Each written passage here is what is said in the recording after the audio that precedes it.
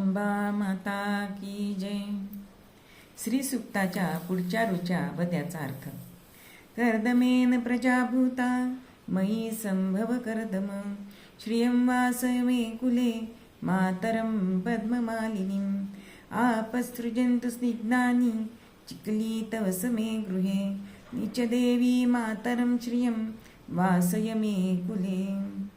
11व्या रुचेने धूप आणि 12व्या रुचेने दीप दाखवायचा आहे. हे कर्दमा, तुझ्यामुळे तुझी माता लक्ष्मी पुत्रवती झाली. हे कर्दमा, तू माझ्या घरी निवास कर. कमलमाला धारण करणाऱ्या आणि समृद्ध असलेल्या तुझ्या मातेला लक्ष्मीला देखील माझ्या कुळामध्ये राहावयास सांग. हे लक्ष्मीपुत्रा चिक्लिता, जलप्रिय अशी तुझी माता माझ्या घरी प्रेममय मंगलमय कार्य घडवून आणू. हे चिक्लिता, तू माझ्या घरी निवास कर.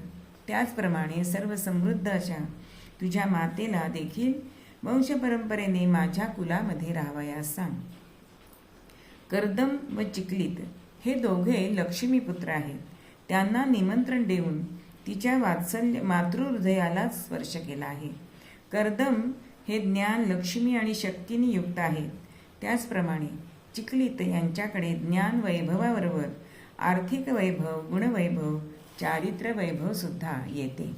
त्यांचे नाव उच्चारताच लक्ष्मी मातेच्या मनात एक सुप्त असा ओलावा निर्माण होतो. कर्दमांबद्दल तिला अभिमान आहे, तर चिक्लितांबद्दल तिच्या मनामध्ये माया आहे. जलसंपत्ती जशी आवश्यक आहे तशी मनातील आर्द्रता ही सुद्धा आवश्यक आहे, म्हणजे माणुसकी आवश्यक आहे. गोरगरीब समाजा बांधवांबद्दल माझ्या मनामध्ये कणव असू दे, म्हणून हे देवी, तू माझ्या कुलामध्ये येऊन आनंदाने वास कर, अशी तिला प्रार्थना करायची. अंबा माता की जय.